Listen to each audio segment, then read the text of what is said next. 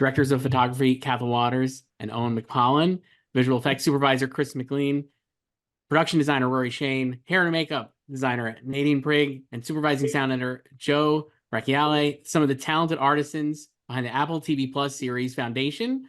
All episodes of season 2 you can watch right now on Apple TV Plus. It's a fantastic show.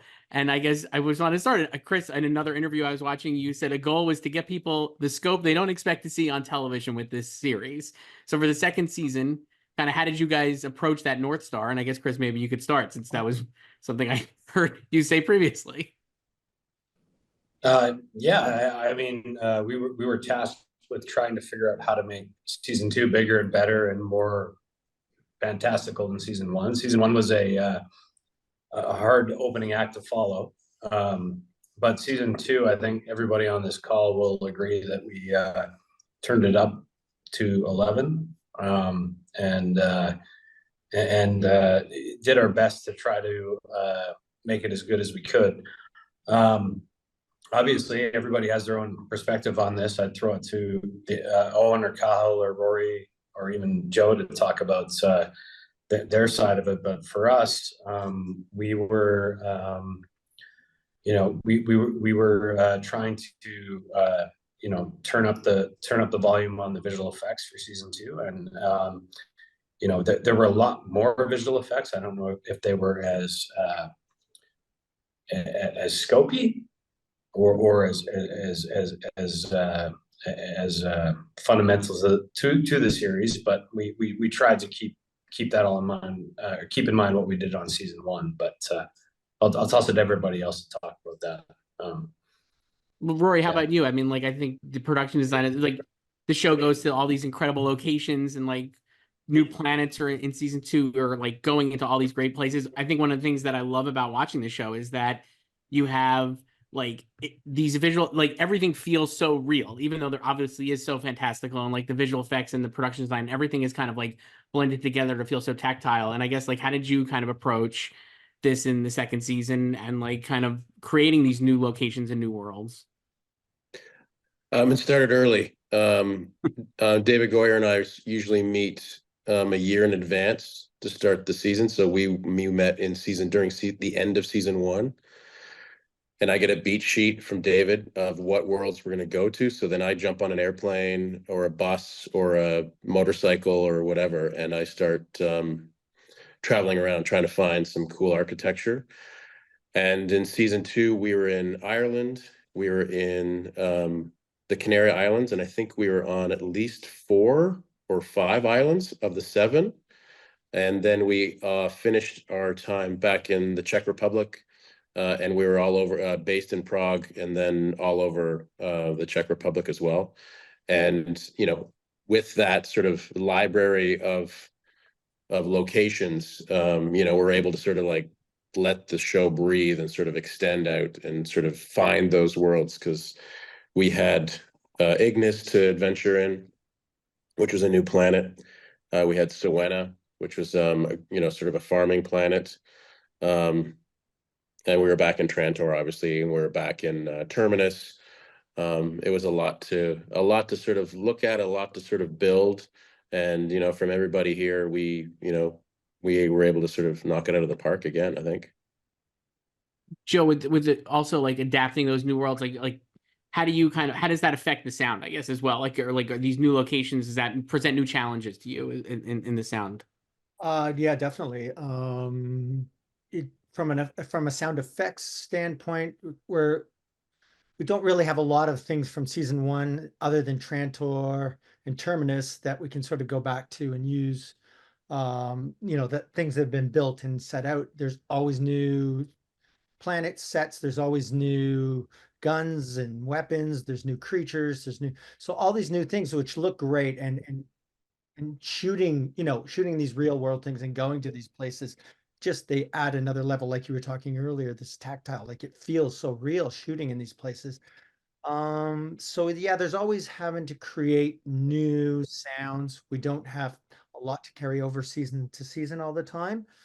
And then from a dialogue and perspective, which is mainly my section, is you don't have the control when you're shooting out, first season shooting in Iceland, you're shooting, you're shooting in on beaches, you're shooting in caves. Like there's just not the same control. So you're really dealing with, things that are out of everybody's control. And then we've got to go in and sort of fix it all. So yeah, they're like working from sound perspective. It's like working on like a feature film. It's that scope.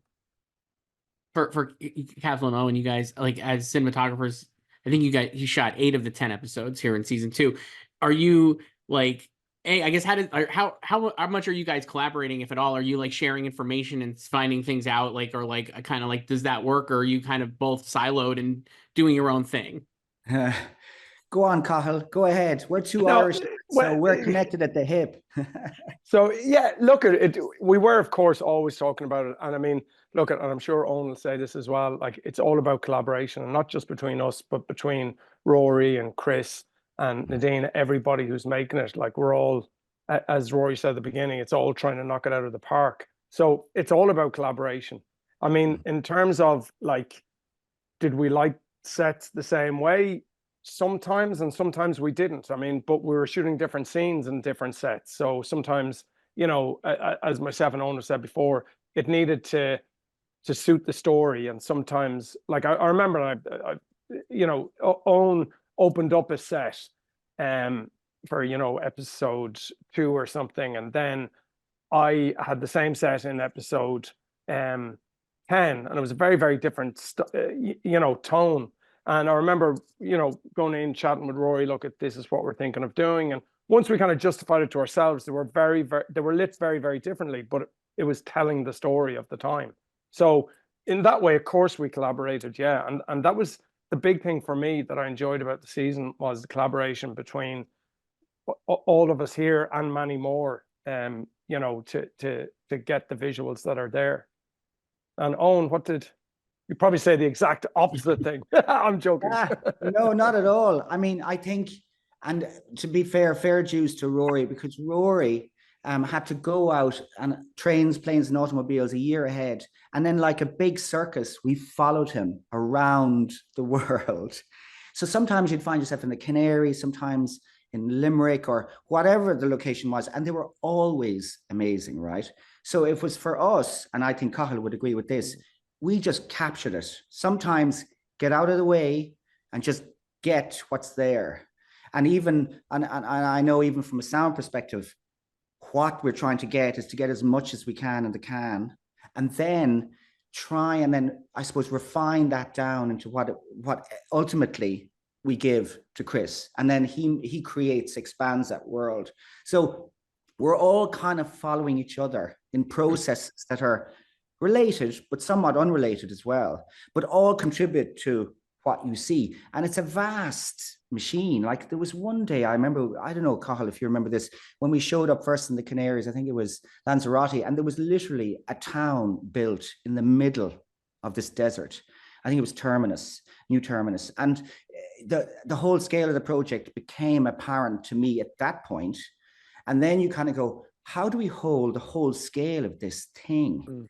Like visually, like, because Cathal did episode 1 and 10 and numerous episodes in the middle. And then I picked up with Goyer in episode 2 and 3, and then went on with Roxanne Dawson. And they're all telling different stories. And then you have to kind of go, well, there has to be some harmony in this, or some look. So for me, that was the hardest bit of it. It's kind of like holding the whole vast story of all those worlds that Rory had discovered: Trantor Terminus, Siena, Lepsis, Corel, all of those worlds, like, and you kind of have to go, well, how do you demark them? How do they look different? How does Chris make them, the visual effects, ring differently, not just an establishment of a planet? And then Rory has his own architectural style, and then he imposes this idea of a continuity of styles within each world. And then it's for me or Cathal to capture all of those things without, I suppose, digressing too much from what Rory needs us to show and what gives us. So it's like trying to have a really delicious meal and trying to enjoy it all rather than get overburdened by all the tastes you're getting. So that's what I found really interesting about it. And also, sure, we had a great time. I mean, some days we were there going, this is an amazing ride. What an amazing place to be. And enjoy it like that. And that's what I took away from season 2. I really enjoyed the whole process of it. It was great fun, albeit pressurized and all of that. But Goyer never said to us once, you have to do it this way. You have to, this is the way it has to be. Like he encouraged an expression and said, go on, do it, do your best, enjoy it, and then bring it back to me and show me what's cool. And I think all of us here would agree that's what we try to do. Yeah. And Nadine, is that your experience as well? Would you say with the hair and makeup? Absolutely. I really try to work with all the different planets and work with the elements that Rory put into the planets. And we went from avant-garde, over the top, to really dystopian, and on every level I tried to work within those parameters to give the representation of the people, to identify the people to the planets. So I mean, we had a blast, and David was always very encouraging, and he really did push you creatively. You know, he pushed me creatively, which was wonderful and a great experience. I mean, I loved the show. It's so great. Do you have, in addition, like, obviously we also have like so many like the characters are carrying over from season 1 and they're all evolving in different ways. So for you, I would like, it's like thinking about like Gail, like how did you think of her hair, like the hair makeup on her for season 2 and how it evolves and we see so much of growth in her character, I guess. Like how did you kind of like work on that or think about that? Well, I think it was, you know, the first port of call for me was embracing her natural hair and working with that. And the same with Lou, who played, sorry guys, I'm on another show. So, and just embracing their natural hair texture and moving with that. And on every level, I always try and make it identifiable to your audience, to draw your audience in and identify to a character and go, oh, that's really cool. I could wear my hair like that. So that's what I did. What I did with them. And the others, I really bounced off the sets. You know, with Cloud Dominion, the opening sequence of the opening title, it's all these beautiful pigments that move, and so I tried to drop all of that in on Cloud Dominion because that's where they originated, and give it a, you know, the hair was a little bit out there, and so I really just, I tried to play with all the planets, and there were loads of them. And initially it was very overwhelming and daunting because I only came in on the second season. But, you know, how do you eat an elephant? One bite at a time. So I started chewing and I got my way through the different planets, and every planet you just went in a different direction. It was amazing. And as I say again, the people of the planets, I wanted them to be, oh, okay, yeah, I can smell the mold on that one from Ignis, and you know, so I really try to get all of those textures into the characters, both with hair and makeup.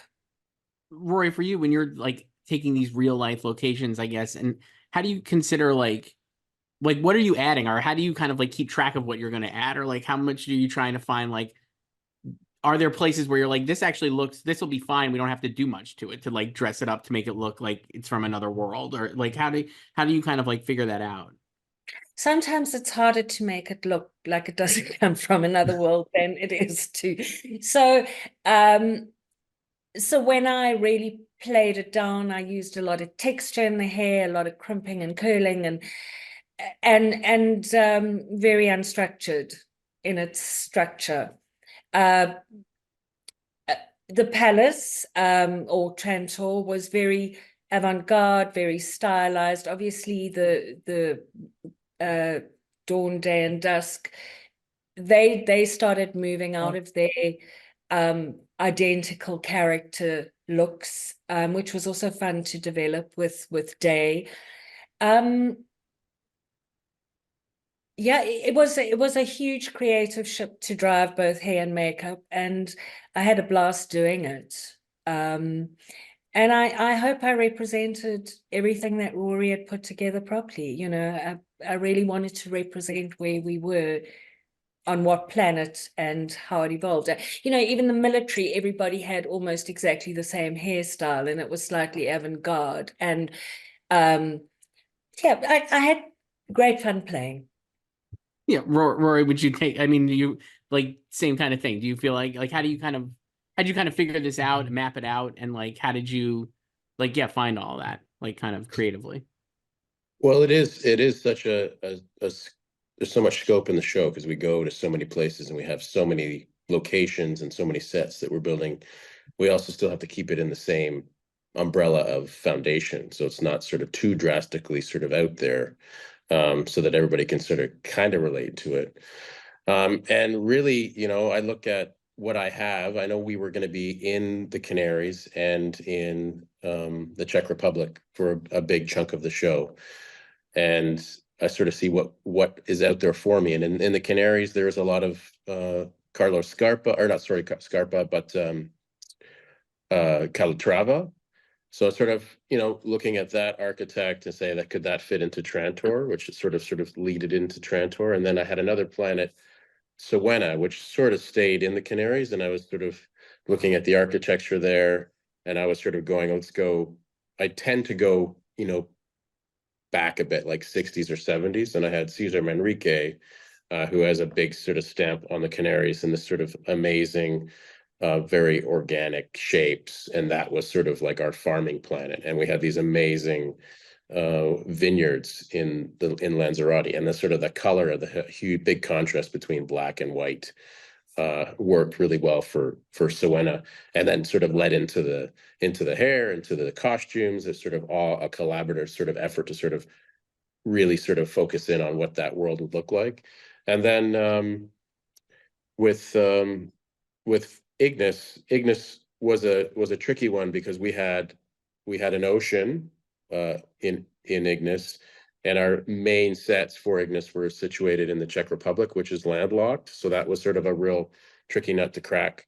But we found some great, you know, stone sort of natural storm formations closer to the German border, and then sort of using color to try to sort of connect it all, I think is sort of a key element that I try to use, so that if I'm with a black rock or sort of and lots of organic sort of trees and moss, and sort of connect it all together through color, works for that planet.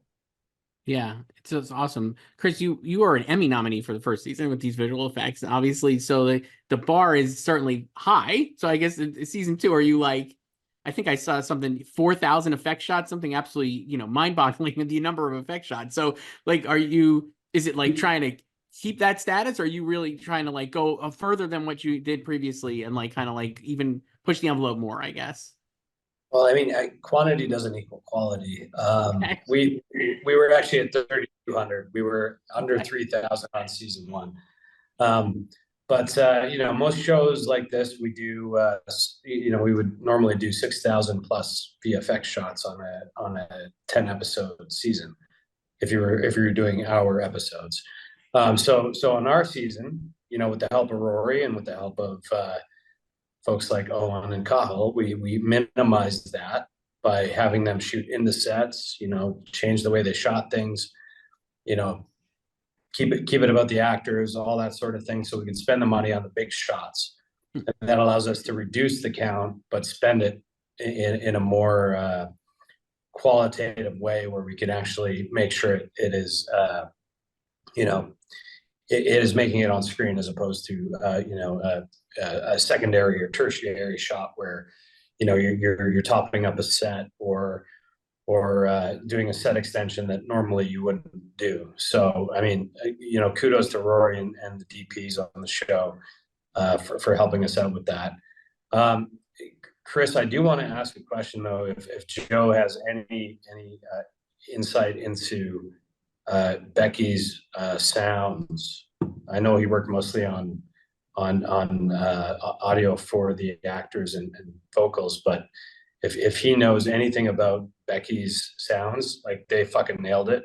Sorry for me swearing, No, but Becky, I'm geeking out right now. a I little bit. agree. It was great. It was like I remember seeing that shot for the first time where she's drinking the water and she looks up, and I was like, holy crap, they nailed it. So if you have any insight into that, I would love to hear about that. Yeah, that's all Tyler with him. Tyler is our sound effects supervisor. I know there was a lot of rumbling from him to try to get this right and try to make it, unique as well is the challenge. I think, as with a lot of creatures in movies, there's several different animals in there. And then there's a lot of processing done to different animals and combining them. I forget, there was one strange animal. I wish I could remember what he said, but there was one that you wouldn't expect. He borrowed from, and I wish I could remember, but I don't, unfortunately. But yeah, it's multiple animals, and yeah, he spent a long time on that. That was a lot of work to go into that to get it sounding right, believable, and unique. So that was a big one. And David had a lot of say in that too. Tyler would send his work in process and say, am I on the right direction? Well, that sort of I thing. must say, I remember with a gentleman dressed in a black or a grey leotard holding a maquette, dipping it in water in the middle of a desert. And that surely is a sight to behold, let me see. Or even 10 Irish grips pushing a trailer with our actress on board with a locomotion of her seat undulating under her. It's really these are the things that you see behind the scenes that both obviously Joe and obviously Chris actually contribute to making that creature what it is. When we're capturing it, it looks ridiculous, but it is amazing what can actually happen. Our first cut, we saw the guy in the leotard. Yeah. Tyler saw it and he's like, okay, what am I supposed to do? I've got photographs of Trey that I'm just banking up. I'm gonna use them someday. Release the hound. Everybody can see that now. Oh yeah. I think Chris has actually just gets his visual effects assistants to dress in these things just purely for his own enjoyment. I don't know if it's anything to do with any company at all. I think it's all a complete swizz. It completely. I mean, we it's all for my entertainment. No, but to speak to that, no, we do everything so that the actors have something to react to, so that we have something on set. When it's not there, nobody knows how to react, and that's when stuff starts to look fake. So that's why we put Chris Dowling in a leotard and had him hold the heads. So yes. No, yeah, I mean, I think that's one of the things about the show. Just I'm not surprised to hear you guys say that, because like watching it, it just feels like watch a lot of stuff, and like sometimes you could just tell like when it's doesn't feel real, even if it's an effect, right? And this show, it just feels like, man, I'm fooled every single time. Like it just, my mind is like, this is like a real thing that exists, because it's like on real sets, like you guys are saying, and like in real locations, and that really, I think that really matters, like in the finished product, obviously. Yeah, and like this is not a green screen show or a blue screen show. There's virtually nothing there. Like the sets are there. And then Rory would build this thing, and it's just amazing to stand in, and when they get off, when Hobart docks in the ship and he gets off, and you've got this stunning set, like, and there were so many times you're going, holy hell, like how are we here? And then when I see it broadcast or whatever, it's like Chris has added another level onto that. But we were shooting stuff. It's not like we were shooting Blue and we had to imagine, oh, this is what it's going to be like. It was a location shooting job, really, that were found. And then obviously we had lots of sets as well. But then, Chris added on to that, which was just layer upon layer. But we were shooting these things, which was just amazing. It wasn't, we had to imagine what it was going to be. Like we were building on the top of volcanoes, sets on volcanoes, sets in the ocean. And the other thing that comes with that is, I know it's real, but sometimes Mother Nature fights back, and it snows in back a few Spain. times. Yeah, there was few It bite-backs. snowed in Spain for us, so. Wow. But ultimately, I think, though, it was worth it, because when you Totally. have a real location, you have a Yeah. real set, you have a real performer interacting in a real place, Mm. something else happens that you will never capture anywhere else if you have to try and create it from numerous elements. And that goes for costumes and makeup and all the elements that go into it. And that, I think, the audience pick up on. And that's one of the reasons that Foundation looks so different. I think it embraces the reality of it, and never once, I must say this to the credit to all, is that we were never told, oh, even if there was a blue screen to be had, it was always said, okay, let's just try and roto that. Let's try and, if you need smoke in the environment, put it in. We'll deal with it. Don't start pulling those natural elements away because we need to do a process. Leave it real, let it interact. And that's a challenge, even probably for your vendors, Chris. I mean, it's challenge, but it's also a system, it's a methodology that they've all come to expect. And I've got really good vendor supervisors, really good vendor artists and producers who all know that the best way to get reality in visual effects is to shoot reality and then deal with it after the fact. So no matter how hard we want to, or how comfortable we want to make it for everybody to do the process version of what we do, the reality version of what we do always ends up looking better on screen. So that's what we try to drive home with everybody. If I had a different group of vendors or vendor supervisors or people that didn't understand that, I would be much more nervous than I normally am. But I have such a great team that I don't worry about it, and they know what to expect from Rory or Nadine or Cathal or even you, Owen, and we just roll with it and make it as good as we can after the fact, and that's what they do. They're ready for it. Right. So, yeah.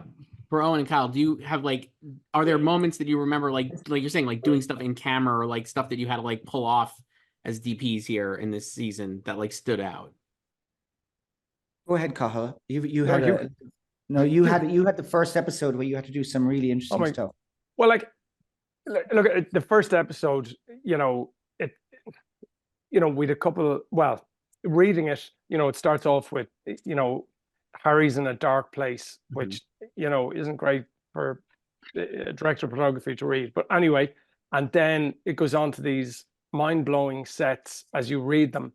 And then, but in actual fact, when Rory is done designing them, and David, and, you're actually in the place, there's a mirror, an infinity mirror set.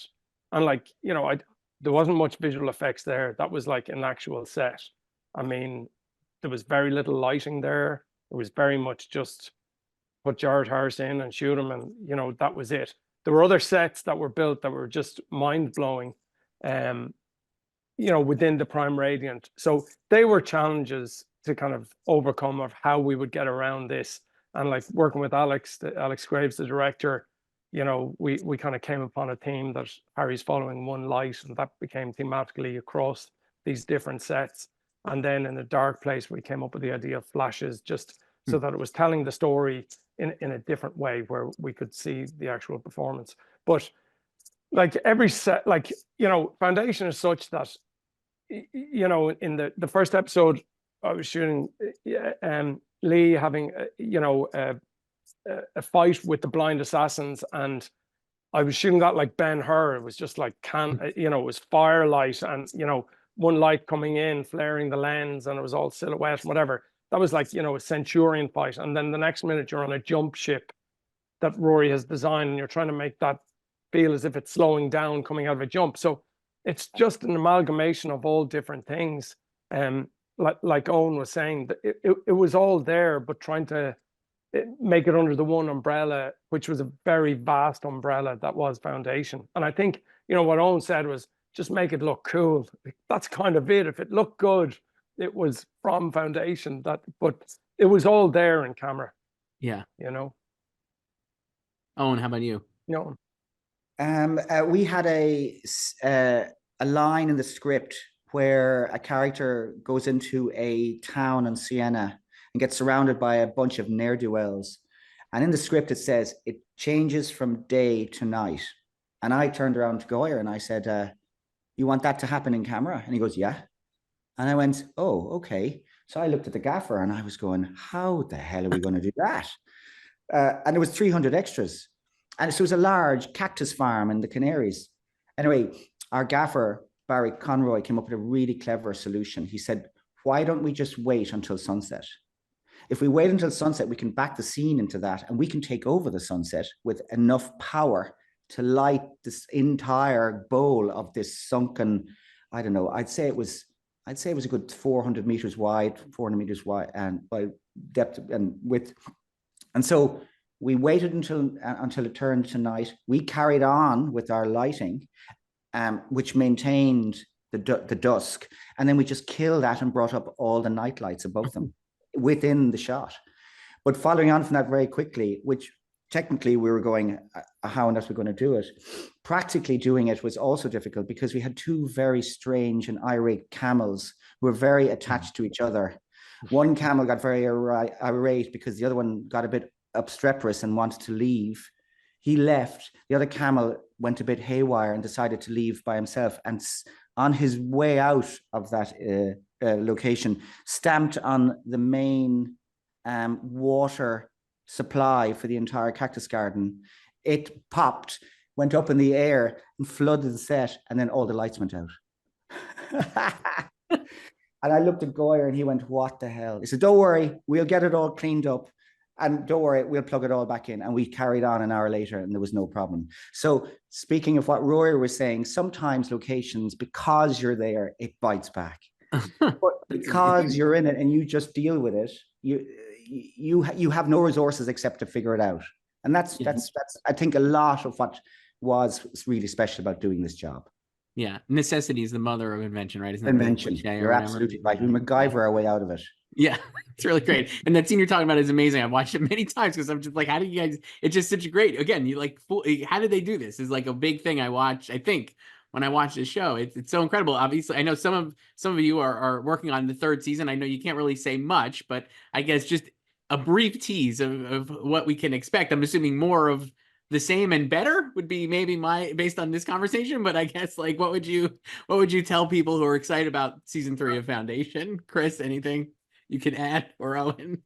I will say that the bar that we set on season 1 and season 2, we're trying to raise it again on season 3, and we're trying to entertain or manifest the same kind of magic that we found in season 1 and season 2 with that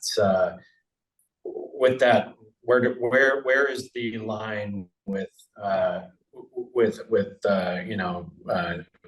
stage work, environment, visual effects, sound, makeup, hair. We just don't want people to think about that sort of thing when they're watching the show. We want them to think about, oh, this is a cool show. We don't want them to go, oh, well, that shot looked like bullshit, or, you know, somebody's mustache was crooked in that shot, or somebody's got a pimple in that shot, or the lighting was off in that shot, or, oh, that set paint is bad, or something. You know, we constantly strive to make sure that, or you know, that sound is hokey or whatever. You know, like I'm speaking to everybody on the call right now. And I think everybody on the show strives to make sure that we're not those people where somebody on Reddit goes, oh, look at what they did here. That's nonsense, or whatever. We're trying to up the bar every season we do this show, and that's a testament to the people that David Goyer has put together on this show and brought together, you know, working together. Whether we agree all the time or not, we're constantly trying to make everything better, and that's really the gist of season 3 again.